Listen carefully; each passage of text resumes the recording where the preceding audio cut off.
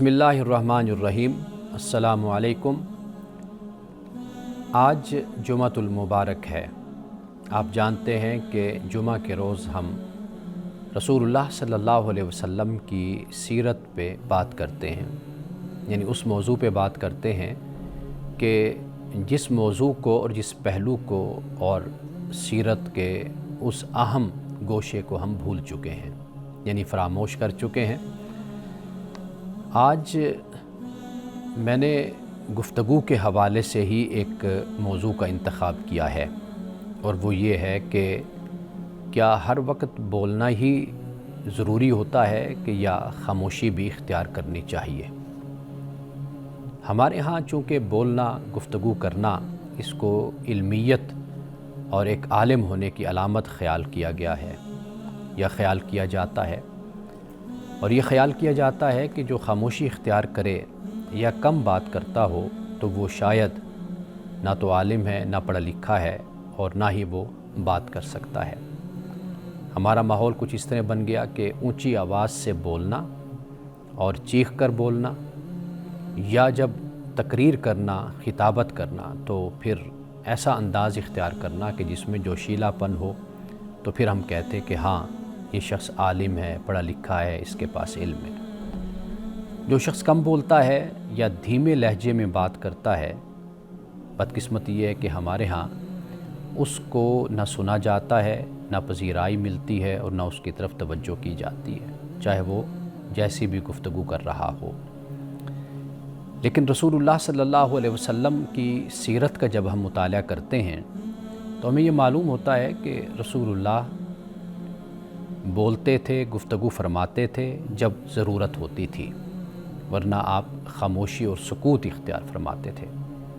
آپ نے اپنی خاموشی اور اپنے سکوت کو بھی آپ نے ذکر قرار دیا ہے، یعنی اس سے مراد یہ کہ عبرت، تدبر قرار دیا، تفکر قرار دیا۔ در حقیقت جب مومن خاموش ہوتا ہے، سکوت اختیار کرتا ہے، تو در حقیقت وہ غور و فکر کر رہا ہوتا ہے۔ رسول اللہ نے اپنی گفتگو کو ذکر قرار دیا۔ ہمارے لیے بھی یہی تعلیم ہے۔ آئیے سب سے پہلے ہم قرآن مجید کو پڑھتے ہیں اور قرآن مجید سے سمجھتے ہیں کہ قرآن ہمیں اس حوالے سے کیا کہتا ہے۔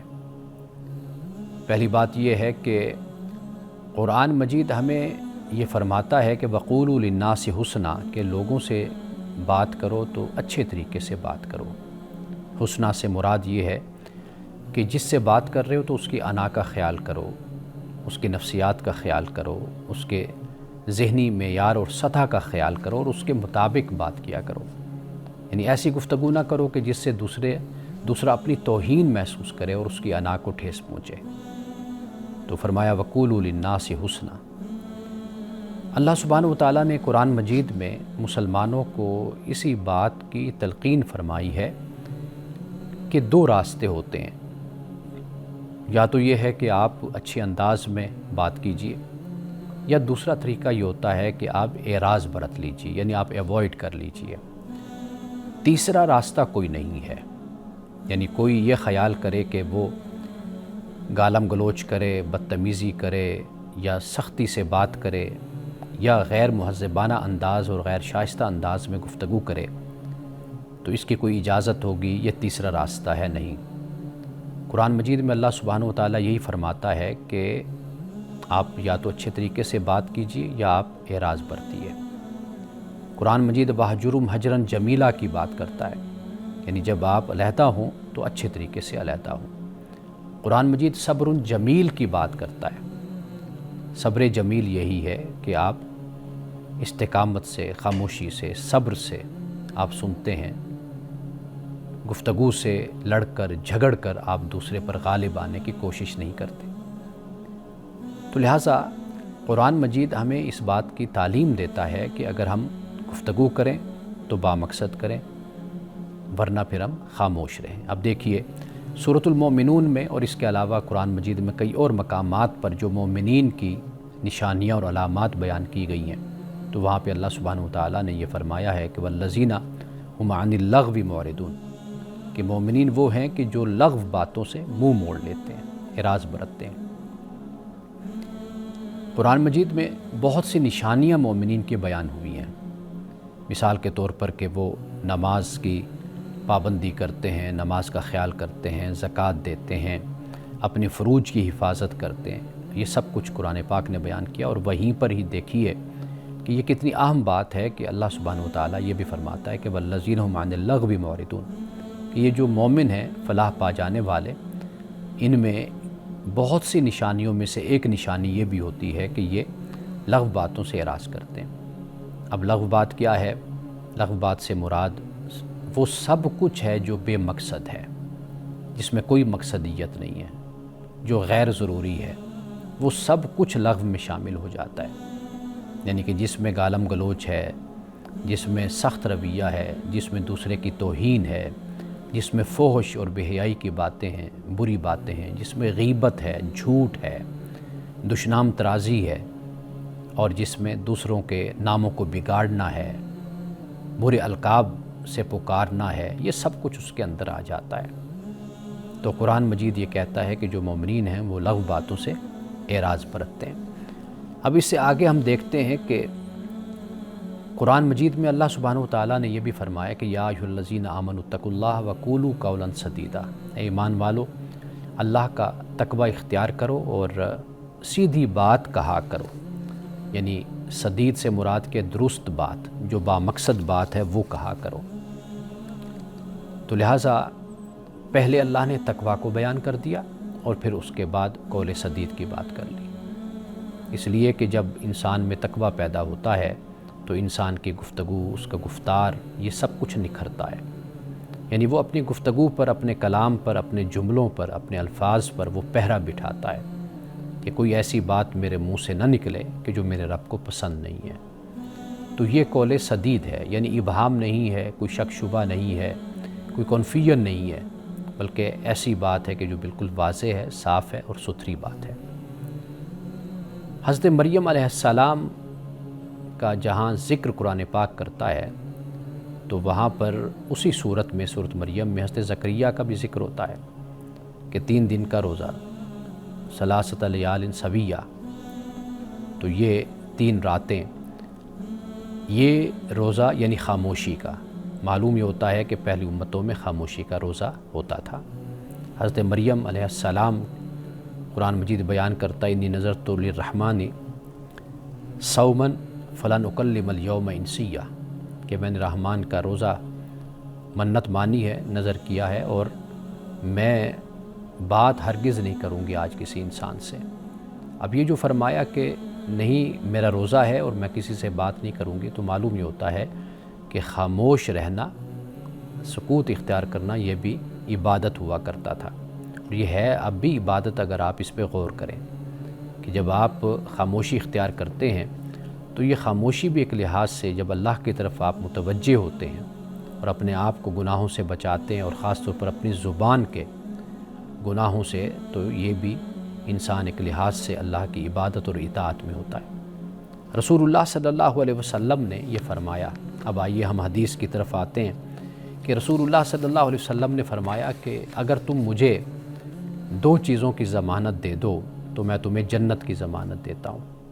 ایک آپ نے فرمایا کہ جو تمہارے 2 جبڑوں کے درمیان یعنی زبان، اور دوسرا فرمایا کہ جو تمہاری 2 ٹانگوں کے درمیان ہے یعنی ستر، شرمگاہ۔ تو فرمایا کہ اگر تم ان دونوں کی مجھے ضمانت دو تو میں تمہیں جنت کی ضمانت دیتا ہوں۔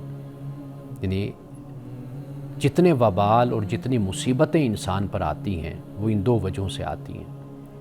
انسان بولتا ہے، فساد پھیلاتا ہے، جھوٹ بولتا ہے، اور جتنے گناہ ہیں انسان اپنی زبان سے وہ کرتا ہے۔ دوسرا، انسان جب اپنی عفت کی، اپنی عصمت کی اور اپنی شرمگاہ کی حفاظت نہیں کرتا تو اس سے بھی گناہ معاشرے میں پھیلتا ہے۔ تو رسول اللہ نے یہ فرمایا کہ اگر تم دونوں چیزوں کی مجھے ضمانت دے دو تو میں تمہیں جنت کی ضمانت دیتا ہوں۔ جنت کی ضمانت، یہ بھی فرمایا کہ الجنت تحت ظلال السیوف، کہ جنت تلواروں کے سائے تلے ہے۔ مراد یہ ہے کہ جنت کے حصول کے لیے بڑی مشقت کرنی پڑتی ہے، بڑی محنت کرنی پڑتی ہے، ایسے جنت عطا نہیں ہوتی۔ تو اسی محنت اور اسی مشقت کا ایک طریقہ رسول اللہ نے یہ بھی بیان فرمایا کہ اپنی زبان کو کنٹرول کر لو اور اپنی شرمگاہوں کی حفاظت کرو۔ رسول اللہ نے یہ بھی فرمایا بن سامت ناجا، کہ جس نے خاموشی اختیار کی وہ نجات پا گیا، یعنی خاموشی میں نجات ہے، اور خاموشی میں نجات ہے، کامیابی ہے، کامرانی ہے، اور خاموشی سے ہی انسان کو دنیا اور آخرت میں اللہ سبحانہ و تعالیٰ ترقی عطا فرماتا ہے۔ یہ معمولی بات نہیں ہے، لیکن ہم جب اپنی زندگیوں پر غور کریں، ذرا سوچیں کہ جیسے میں نے آپ سے پہلے کہا کہ ہماری صورتحال یہ ہے کہ جو زیادہ بولے، اونچا بولے، اور جو اپنی تقریروں میں، اپنی خطابات میں کسی کا کوئی لحاظ اور شرم نہ کرے، تو ہمارے ہاں وہ زیادہ پاپولر ہوتا ہے۔ لیکن جب ہم قرآن کو پڑھتے ہیں، رسول اللہ صلی اللہ علیہ وسلم کی حدیث کو پڑھتے ہیں، تو اللہ کے ہاں پسندیدہ اور رسول اللہ کے ہاں پسندیدہ انسان وہی ہے کہ جو ضرورت سے بات کرتا ہے، غیر ضروری طور پر کبھی کلام نہیں کرتا، اور نہ اپنے وقت کو ضائع کرتا ہے اور نہ دوسروں کے وقت کو ضائع کرتا ہے۔ ایک وقفے کے بعد دوبارہ حاضر ہوتے ہیں اور یہیں سے اپنی گفتگو کا آغاز کرتے ہیں۔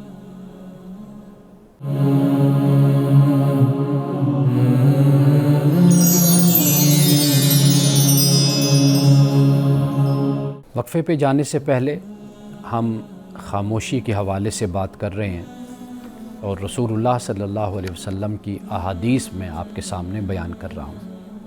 آپ نے فرمایا کہ جس نے خاموشی اختیار کی وہ نجات پا گیا۔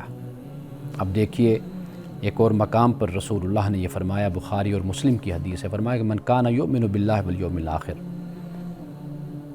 فلیقل خیرا او لیصمت۔ فرمایا کہ جو اللہ اور یوم آخرت پر ایمان رکھتا ہے تو اسے چاہیے کہ اچھی بات کہے، ورنہ پھر خاموشی اختیار کرے، یعنی جب بولے تو اچھا بولے، اور ورنہ پھر خاموشی اختیار کر لے۔ یعنی فضول بولنا، غیر ضروری بولنا اور اچھا نہ بولنا، دوسروں کا دل دکھانا، دوسروں کو اذیت دینا، تکلیف دینا، تو اس سے تو کہیں بہتر ہے کہ انسان خاموشی اختیار کرے۔ میں ایک مجلس میں بیٹھا ہوا تھا، تو وہاں پہ کسی نوجوان نے یہ کہا کہ کسی کو نقصان نہ پہنچانا یہ بہت بڑی نیکی ہے۔ تو میں نے وہاں پہ یہ گزارش کی، یہ بات عرض کی کہ میں نے کہا کہ کسی کو نقصان نہ پہنچانا یہ بڑی نہیں، یہ آخری نیکی ہے، سب سے آخر میں اس کا نمبر آتا ہے۔ اس لیے سب سے پہلا کام یہی ہے کہ آپ اپنی صلاحیت، اپنی اہلیت، اپنی علمیت، اپنے مال دولت، اپنی وسعت اور اپنی حیثیت کے مطابق آپ ڈیلیور کرتے ہیں، معاشرے کو دیتے ہیں، اللہ کی عبادت کرتے ہیں، اللہ کی بارگاہ میں پیش کرتے ہیں، اللہ کی مخلوق کی خدمت کرتے ہیں۔ یہ ہے ڈیلیور، یہ ہے دینا۔ ہاں، اگر کوئی ایسی صورت نہیں ہے کہ آپ معاشرے کی خدمت نہ کر سکیں، یعنی کوئی لاکھوں کیا کروڑوں میں کوئی ایک انسان ایسا ہوگا کہ جو اتنی اہلیت بھی نہ رکھتا ہو کہ وہ کچھ دے سکے، کچھ کر سکے، تو پھر وہاں پر اس بات پر ہی گزارا کر لیا جائے کہ کم از کم بندہ کسی کو نقصان ہی نہ پہنچائے۔ لیکن یہ آخری نیکی بن جاتی ہے۔ لیکن بڑی نیکی، پہلی نیکی یہی ہے کہ آپ اپنی حیثیت، اپنی اہلیت اور صلاحیت کے مطابق معاشرے کی خدمت کریں۔ قرآن مجید نے جب یہ ہم سے کہا کہ مما رزقناہم ینفقون، اس سے جو ہم نے ان کو دیا خرچ کرتے ہیں، یہ متقین، یہ مومن، تو یہ جو خرچ کرتے ہیں، جو ہم نے ان کو دیا، رزق دیا۔ اب رزق صرف روٹی نہیں ہوتی، رزق صرف دال چاول نہیں ہے، رزق صرف یہ نہیں ہے کہ جو آپ نے کھا پی لیا تو یہ رزق ہے، نہیں، بلکہ ہر وہ چیز، ہر وہ نعمت، وہ صلاحیت، جو ہر صلاحیت تو خدا کی طرف سے ہی ہے، ہر نعمت خدا کی طرف سے، وہ جتنی بھی آپ کو دی گئی ہے اتنا ہی آپ اس میں سے نکال کر اللہ کی راہ میں دیتے ہیں۔ ضروری نہیں ہے کہ انسان کے پاس مال اور دولت ہو، یہ بھی ممکن ہے کہ وہ علم والا ہے تو علم بانٹ دے، یہ بھی ممکن ہے کہ وہ علم بھی نہ رکھتا ہو، تو ایسا تو نہیں ہے کہ وہ کوئی کام بھی نہیں کر سکتا۔ ضرور اپنے وجود کی، اپنے وقت کی زکوٰۃ نکالنی چاہیے، انفاق کرنا چاہیے۔ ہمارا خیال یہ ہے کہ پیسے دولت ہوں گے تو انفاق کریں گے، نہیں، ایسا نہیں ہے۔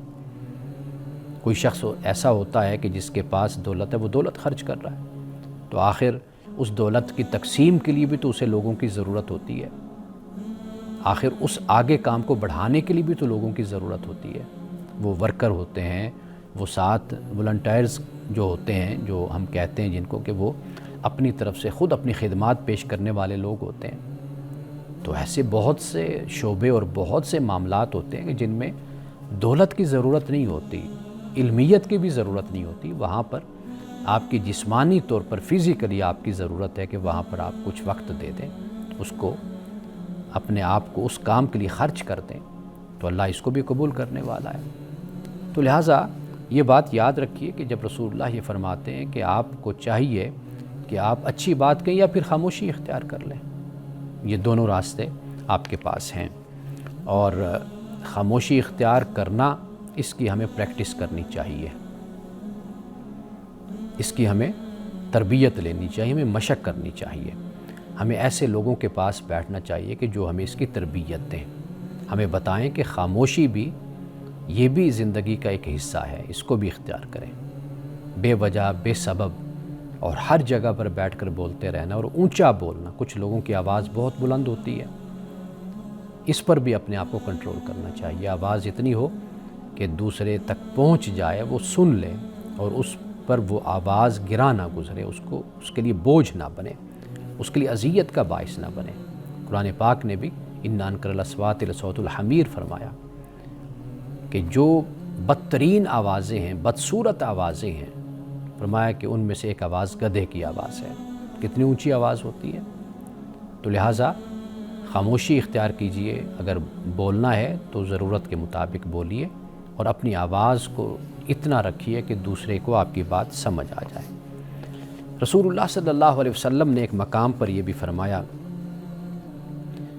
کہ لوگوں کو منہ کے بل جہنم میں اللہ تعالیٰ ڈالے گا۔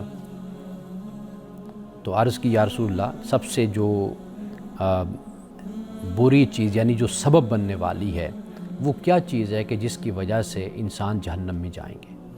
میں نے پہلے بھی بیان کیا، یہ ایک اور حدیث میں یہاں پر بیان کر رہا ہوں، ترمذی کی حدیث ہے۔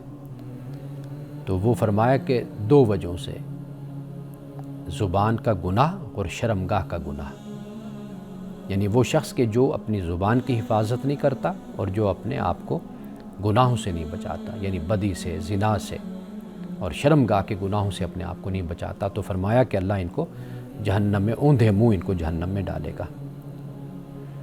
اب آپ خود اندازہ کیجئے کہ یہ زبان ہے کہ جس سے دوسروں کو تکلیف پہنچائی جاتی ہے۔ جیسے ایک حدیث میں جب رسول اللہ صلی اللہ علیہ وسلم نے پوچھا کہ مفلس کسے کہتے ہیں، تو صحابہ نے عرض کی یا رسول اللہ، ہم تو مفلس اسے کہتے ہیں جس کے پاس دنیا کا مال اور دولت نہیں ہوتی، دنیا میں ہم تو اس کو غریب، مفلس یہ الفاظ بولے جاتے ہیں۔ آپ نے فرمایا کہ یہ دنیا کا مفلس ہے، آخرت کا مفلس اس سے مختلف ہے۔ آخرت کا مفلس وہ ہوگا کہ جس نے غیبت کی ہوگی، یعنی اگر آپ دیکھیں آخرت کے مفلس کی نشانیاں یا وہ آخرت کا مفلس کیوں بنا، ان میں سے بہت سے ایسے گناہ آپ کو نظر آئیں گے کہ جن کا تعلق آپ کی زبان سے ہوگا۔ تو اب ہمیں کیا چاہیے؟ ہم آخرت کی امیری چاہتے ہیں یا مفلسی چاہتے ہیں؟ اگر مفلسی چاہتے ہیں تو پھر اس دنیا میں دل دکھائیے لوگوں کا، پھر غیبت کیجئے، بدتمیزی کیجئے، گالم گلوچ کیجئے، تو آخرت کے مفلس بن جائیں گے۔ اگر آج اس دنیا میں رہتے ہوئے غیبت نہ کریں، چغل خوری نہ کریں، دوسروں کا دل نہ دکھائیں، اذیت نہ دیں، اپنی زبان پر کنٹرول کریں، تو پھر آپ دیکھیے کہ اللہ تعالیٰ قیامت کے دن آخرت میں بھی ہمیں امیر بنا دے گا، ہمیں غنی کر دے گا، ہمیں مالدار بنا دے گا، ایسا مالدار کہ جو جنت کا حقدار بنے گا۔ رسول اللہ صلی اللہ علیہ وسلم کا جو انداز گفتگو تھا، آپ ایک تو کم بولا کرتے تھے اور گہرا بولتے تھے، یعنی آپ نے خود فرمایا کہ میں بات ایسی کرتا ہوں کہ جو مختصر ہوتی ہے لیکن اس میں معنی اور مفاہیم بہت ہوتے ہیں۔ جیسے ہم کہتے ہیں نا دریا کو کوزے میں بند کر دینا، تو رسول اللہ کا انداز گفتگو ایسا ہوا کرتا تھا، اور پھر تول کر بولا کرتے تھے۔ جیسے اردو میں محاورہ ہے کہ پہلے تولو پھر بولو، تو رسول اللہ صلی اللہ علیہ وسلم ہمیشہ جو لفظ بھی بولتے تو تول کر، سمجھ کر، اور ٹھہر کر بولا کرتے تھے، جلدی آپ گفتگو نہیں فرمایا کرتے تھے۔ اور پھر یہ ہے کہ رسول اللہ صلی اللہ علیہ وسلم غیر ضروری بات بھی نہیں فرمایا کرتے تھے، جو بات ضرورت کی ہوتی آپ اسی کو بیان کرتے اور با مقصد گفتگو فرمایا کرتے تھے۔ بیہودہ یا بے فائدہ گفتگو آپ صلی اللہ علیہ وسلم نے کبھی نہیں فرمائی۔ صحابہ کرام رضوان اللہ تعالیٰ علیہم اجمعین اس بات کو بیان کرتے ہیں کہ آپ کا طرز گفتگو ایسا ہوتا تھا کہ آپ کے الفاظ ہمیں علیحدہ علیحدہ سمجھ آیا کرتے تھے، ورنہ پھر کیا ہے، خاموشی اختیار فرماتے۔ شمائل ترمذی میں اسے بیان کیا کہ تفصیل کے ساتھ، جو آپ پڑھنا چاہے تو وہاں پر آپ صلی اللہ علیہ وسلم کا کلام، آپ کی گفتگو اور آپ کی خاموشی کے بارے میں وہاں پر مطالعہ کر سکتا ہے۔ تو رسول اللہ گفتگو فرماتے تو حق اور خیر اور حکمت کے ساتھ آپ گفتگو فرماتے تھے۔ صحابہ اس بات کو بیان کرتے ہیں کہ ہم نے رسول اللہ کو کبھی ایسے فضول بات کرتے ہوئے آپ کو نہیں دیکھا۔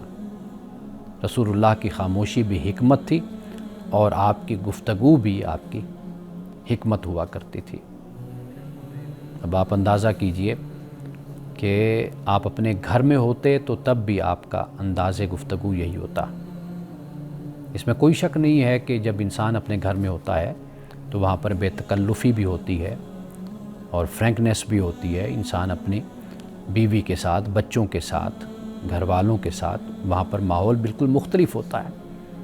یہ مطلب نہیں ہے کہ مزاح نہیں کیا جا سکتا، مذاق نہیں کیا جا سکتا، ہنسا نہیں جا سکتا، ہنسایا نہیں جا سکتا، یہ سب کچھ جائز ہے، لیکن معاملہ جب یہ حد سے بڑھتا ہے، آپ دیکھیے کہ اس سے بات چھوٹی سی ہوتی ہے، جب بڑھتی چلی جاتی ہے تو پھر بڑا فساد برپا ہو جاتا ہے۔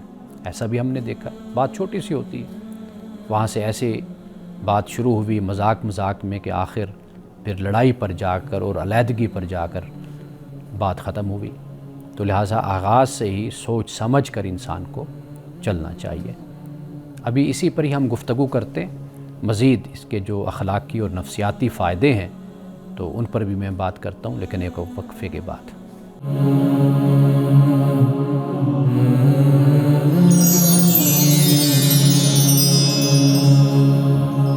ایک مرتبہ پھر آپ کی خدمت میں حاضر ہیں۔ بات ہم کر رہے ہیں کہ رسول اللہ صلی اللہ علیہ وسلم کی سیرت اور آپ کے فرامین۔ ایک بہت ہی خوبصورت آپ کا ارشاد ہے کہ من حسن اسلام المرء ترکہ ما لا یعنیہ۔ فرمایا کہ ایک انسان کے اسلام کی خوبصورتیوں میں سے ایک خوبصورتی یہ ہے کہ وہ لا یعنی فضول باتوں کو ترک کر دیتا ہے۔ وہ باتیں بھی ہو سکتی ہیں، وہ کام بھی ہو سکتے ہیں لا یعنی جن کا کوئی نتیجہ نہیں ہے۔ جیسے ہم موبائل کے ساتھ بیٹھے ہیں تو کئی گھنٹے ہم موبائل کے ساتھ گزار دیں گے، اور یہ نہیں ہے کہ کسی چیز کو بڑی توجہ سے ہم سن لیں، سیکھ لیں، سمجھ لیں، نہیں، یہ بھی نہیں کرنا ہم نے بس ایسے ہی گزرتے چلے جانا ہے، کچھ بھی نہیں۔ اگر 2، 3، 4 گھنٹے کے بعد یا رات کو سونے سے پہلے ہم اپنا احتساب کریں، ذرا سوچے تو صحیح کہ بھئی ہم نے سارا دن موبائل سے کیا سیکھا، ہم نے کیا سمجھا، کوئی دین کی بات سمجھی، کوئی اخلاقیات کی بات سمجھی، کوئی تعلیم کی بات سمجھی، کوئی معاشرت کی، کوئی معیشت کی، کوئی سیاست کی، کوئی بامقصد بات ہم نے کوئی پڑھ لی، سمجھ لی، سن لی، کچھ بھی نہیں ہوگا۔ یعنی جیسے وہ جو کہتے ہیں خالی بھانڈا، خالی برتن، جیسے ہم صبح کے وقت تھے، رات سوتے ہوئے بھی ہم اسی طرح خالی برتن ہیں، اس لیے کہ کچھ ہم نے توجہ کے ساتھ نہ سنا، نہ سیکھا، نہ سمجھا۔ یعنی گویا کہ اب ہماری زندگی صرف ایک تفریح بن کر رہ گئی، ایک تماشا بن کر رہ گئی ہے۔ آپ ذرا اس پر غور تو کیجئے کہ جس لغو کی ہم بات کر رہے ہیں تو کیا یہ لغو نہیں ہے کہ جس میں آپ کا اتنا وقت ضائع ہو رہا ہے؟ بچوں کی تعلیم متاثر ہو رہی ہے، خاتون ہے تو اس کا کھانا پکانا، گھر کے معاملات وہ متاثر ہو رہے ہیں، خامند ہے تو اس کا کاروبار، اس کی ذمہ داری، ڈیوٹیاں، اس کی فرائض متاثر ہو رہے ہیں۔ ہر شخص کو آپ دیکھ لیجئے کہ ملازم ہے تو ان کے ہاتھ میں بھی یہی کچھ ہے، یعنی وہ سارا دن بیٹھے اسی سے کھیلتے رہتے ہیں یا دیکھتے رہتے ہیں۔ آپ مجھے بتائیے کہ جب وقت ختم ہوتا ہے، رات آتی ہے، تو کبھی غور کیجئے کہ ہم نے آج سارا دن سیکھا کیا ہے۔ رسول اللہ صلی اللہ علیہ وسلم کا یہ فرمان ہے، آپ نے فرمایا کہ تباہ ہو گیا وہ شخص کہ جس کا آنے والا کل آج سے بہتر نہیں ہے۔ اگر ایک شخص تباہ ہو سکتا ہے تو کیا قوم تباہ نہیں ہو سکتی؟ آج ہماری صورتحال یہی ہے کہ ہمارا آنے والا کل آج سے بہتر بھی نہیں بلکہ بدتر ہے۔ اس پر ذرا غور کیجئے کہ رسول اللہ نے تو یہ فرمایا کہ آنے والا کل آج سے بہتر نہ ہو تو وہ ہلاک ہوا، برباد ہو گیا۔ تو ہماری صورتحال تو یہ ہے کہ آنے والا کل بہتر کیا ہونا ہے، وہ بدتر ہے آج سے۔ تو ایسے حالات میں ہم سب کے لیے عبرت ہے اور یہ قابل غور اور قابل فکر بات ہے کہ ہم اس پر سوچیں اور اپنی انفرادیت سے اور اپنی جو لالچ اور حرص اور طمع اس سے باہر نکلیں۔ ذرا دیکھیں تو صحیح کہ اجتماعی طور پر ہم کتنے کرپٹ اور کتنے برے ہو گئے ہیں۔ کرپشن صرف مالی کرپشن نہیں ہوتی، ہمارا کردار، ہماری ذمہ داریاں، ہمارے معاملات، ان میں کتنی ایمانداری رہ گئی ہے اور کتنی ٹرانسپیرنسی رہ گئی ہے، یعنی شفافیت کتنی ہے ان معاملات میں۔ ہم ذرا غور تو کریں، کیا ہم جو کما رہے ہیں کیا وہ حلال کما رہے ہیں؟ ہمیں دوسروں سے تو بڑا شکوہ ہوتا ہے، تو کبھی ہم نے اپنی ذمہ داریوں پر غور کیا کہ کیا ہم اپنی ذمہ داریاں بہتر طریقے سے ادا کر رہے ہیں؟ کبھی نہیں ادا کر رہے۔ اگر ادا کر رہے ہوتے تو آج ہم ان حالات سے دوچار نہ ہوتے۔ اب آپ یہی دیکھیے کہ حضرت ابوبکر صدیق رضی اللہ تعالیٰ عنہ، آپ اپنی زبان کو پکڑ کر آپ فرمایا کرتے تھے کہ یہی زبان ہے کہ جو انسان کو ہلاکت میں ڈالتی ہے، اسی زبان سے انسان ہلاکت میں پڑتا ہے۔ اور حضرت عمر رضی اللہ تعالیٰ عنہ فرمایا کرتے تھے کہ خاموشی انسان کے وقار میں اضافہ کرتی ہے، حکمت میں اضافہ کرتی ہے۔ یعنی جب آپ خاموش رہتے ہیں تو اس سے آپ کی حکمت یعنی دانائی اور آپ کی شخصیت کا جو وقار ہے اس میں اضافہ ہوتا ہے۔ اب آئیے ذرا ہم روحانی فوائد پہ بات کر لیتے ہیں، اور اسے پہ ہی آج ہماری گفتگو خاموشی کے حوالے سے مکمل ہوگی، اور آخری وقفے میں ہم کتاب پر بات کرتے ہیں۔ روحانی فوائد، سب سے پہلے دیکھیے کہ گناہوں سے بچاؤ ہو جاتا ہے۔ یعنی گناہوں سے بچاؤ یہ ہے کہ جب آپ بولیں گے نہیں، کسی کا دل نہیں دکھائیں گے، غیبت نہیں کریں گے، جھوٹ نہیں بولیں گے، تو لہٰذا آپ خاموشی اختیار کریں گے تو خاموشی گناہوں کے لیے ایک ڈھال بن جائے گی۔ یہ روحانی فائدہ ہے اس کا۔ اور دوسرا یہ ہے کہ اس سے دل کی صفائی بھی ہوتی ہے، یعنی جب آپ کم بولیں گے، کم جھگڑیں گے، اس سے دل بھی آپ کا نرم رہتا ہے۔ خاموشی غور و فکر پیدا کرتی ہے، اور غور کرنے سے انسان، یعنی عبادت ہے یہ، جیسے میں نے پہلے عرض کیا، تو اس سے انسان کو اللہ تعالیٰ کا قرب انسان کو حاصل ہوتا ہے۔ یعنی فی الحال آپ دیکھیے کہ خاموشی سے روحانی فوائد کیا حاصل ہو رہے ہیں۔ ایک تو گناہوں سے بچاؤ ہو جائے گا، دل کی صفائی دوسرے نمبر پہ، تیسرا یہ کہ اللہ تعالیٰ کا قرب انسان کو حاصل ہوتا ہے۔ تو یہ کوشش اسی بات کی کیجئے کہ آپ ضرورت کے مطابق گفتگو کیجئے، اپنے معاشرے کو، اپنے گھر کو اس طرح پروان چڑھائیے کہ جو خاموش رہتا ہے، بامقصد بات کرتا ہے، اس کا یہ عمل قابل تعریف بنے۔ نہ یہ ہو کہ یہ شخص تو بولتا نہیں ہے، یا یہ شخص چلاتا نہیں ہے، اونچا نہیں بولتا۔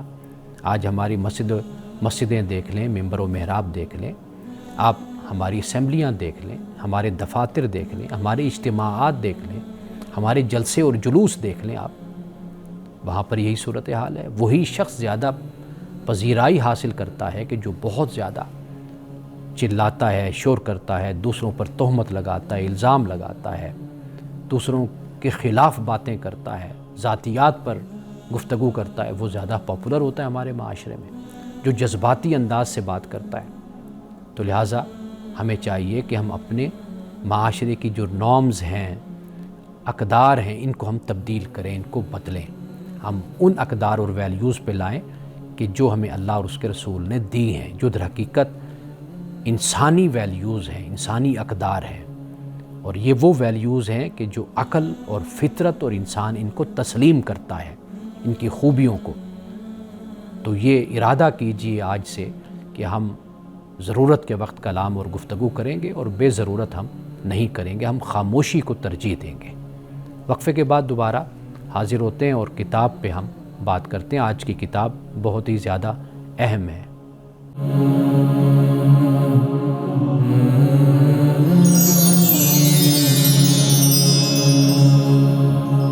آج کی کتاب بہت ہی اہم کتاب ہے، آپ اسے کتاب کہہ لیجئے یا اسے آپ ایک رسالہ کہہ لیجئے۔ یہ اس کا عنوان ہے توہین رسالت کا مسئلہ، توہین رسالت کا مسئلہ، اور اس سے آگے لکھا ہے کہ حنفی مذہب کی تحقیق۔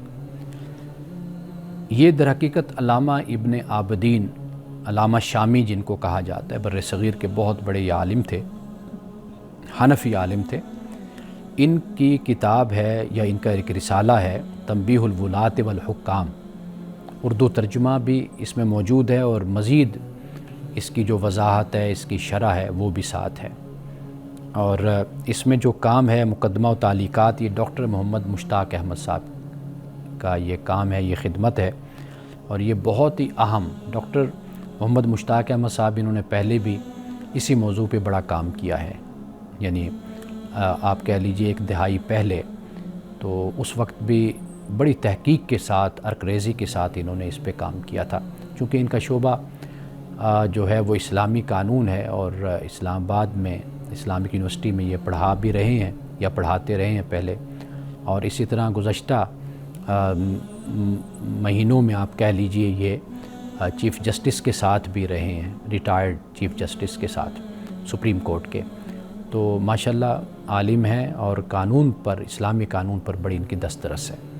تو یہ کام انہوں نے کیا ہے، اور بہت ہی اہم کام ہے، چونکہ پاکستان میں اس کام کی بڑی ضرورت بھی تھی اور ہے بھی صحیح ابھی تک، اس لیے کہ پاکستان میں جو اکثریت ہے مسلمانوں کی، وہ فقہ حنفی سے وابستہ ہے، اور امام ابو حنیفہ رحمۃ اللہ تعالیٰ علیہ کا کیا اس حوالے سے موقف ہے، اس پر انہوں نے روشنی ڈالی ہے۔ چونکہ ہمارے ہاں جو موقف اختیار کیا گیا ہے، کہ جو ہمیں نظر آتا ہے، وہ در حقیقت علامہ ابن تیمیہ کا ہے۔ اس کے علاوہ دیگر قاضی ایاز جو شفا شریف والے ہیں، ان کا بھی نقطہ نظر، یعنی مالکیوں کا، اور اس کے علاوہ حنبلی ہیں، شافعی ہیں، لیکن جو حنفی ہیں ان کا نقطہ نظر یہ نہیں ہے، یعنی امام صاحب رحمۃ اللہ تعالیٰ علیہ کا۔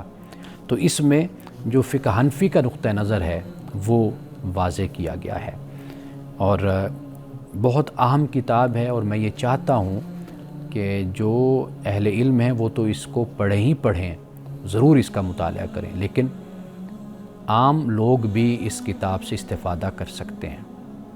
آپ فقہ حنفی سے وابستہ ہیں، فقہ حنفی کے مقلد ہیں، تو پھر آپ کو چاہیے کہ آپ یہ ضرور کتاب پڑھیں۔ اور یہ چونکہ اس وقت یہ موضوع نہیں ہے، ورنہ میں آپ کو بتاتا کہ فقہ حنفی کا نقطہ نظر کیا ہے، اور باقی جو ائمہ ہیں، یا جیسے میں نے علامہ ابن تیمیہ کا ذکر کیا، ان کا نقطہ نظر کیا ہے، وہ میں یہاں پر فی الحال وقت نہیں، میں بیان کسی وقت انشاءاللہ ضرور کروں گا۔